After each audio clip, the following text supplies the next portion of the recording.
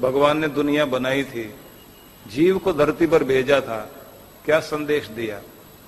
कहा 100 साल तक जीना है, सैकड़ों तरह के काम करने हैं, 25 साल तो तुम्हें सिर्फ तैयारी में लगेंगे। जिंदगी कैसे जीनी है उसके लिए 25 साल व्यतीत करने हैं, और 25 साल जीवन का अंतिम भाग होगा जिस समय तुम वापसी की तैयारी कर रहे हो। 50 साल जीवन के होंगे जो संघर्षों के होंगे।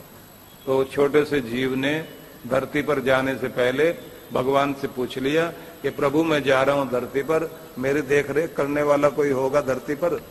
कौन संभालेगा मुझे?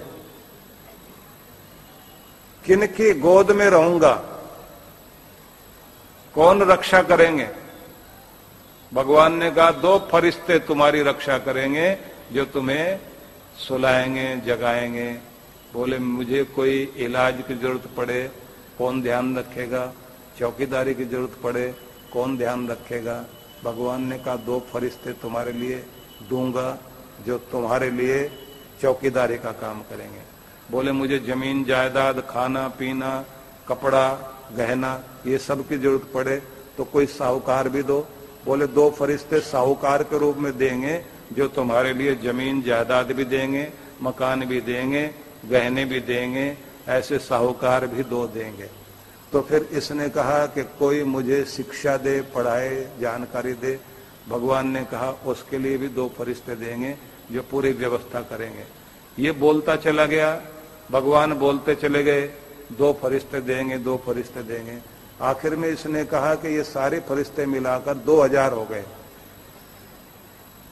तो 2000 अगर मेरे अकेले के लिए होंगे तो दुनिया में तो भीड़ लग जाएगी। भगवान ने कहा ये 2000 नहीं, ये होंगे 2 ही। एक का नाम मां होगा, एक का नाम बाप होगा, ये दोनों ही तुम्हारे लिए पूरा ध्यान रखेंगे। 2000 के बराबर 2 ही चौकीदारी भी करेंगे, पढ़ाएंगे भी, लिखाएंगे भी, साहूकारी करते करते। ध्यान रख लेना, भगवान ने कह दिया तेरे शौक पूरे होंगे माँ बाप के जमाने में,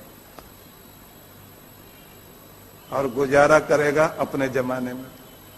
जब तू कमाएगा ना तब तो तेरी गुजर बसर ही होगी, और पूरी जिंदगी याद करेगा शौक तो माँ बाप के जमाने में पूरे हुए थे, उसके बाद तो शौक पूरे हुए ही नहीं। क्या हिम्मत रखते हैं माँ बाप, अपने बच्चों के सारे शौक पूरे कराते हैं। तो जब इसने कहा कि 2000 लोग चाहिए एक अकेले के लिए, भगवान ने कहा 2000 के बराबर 2 ही लोग होंगे। तो इसने कहा फिर मैं उनका कर्जा कैसे चुकाऊंगा? जो मेरे लिए इतना करेंगे उनका कर्जा कैसे चुकाऊंगा? भगवान ने कहा बस एक बात का ध्यान रखना, उनकी आंख में कभी तेरे कारण आंसू नहीं आने चाहिए। इस बात का ध्यान रख लेना, क्योंकि मैं सब कुछ बर्दाश्त कर सकता हूं, लेकिन बूढ़े माँ बाप की आंख में बच्चों के कारण आंसू आए तो भगवान कहते हैं वो मेरे से बर्दाश्त नहीं होता। उनको रोता हुआ देखकर मुझे अच्छा नहीं लगता।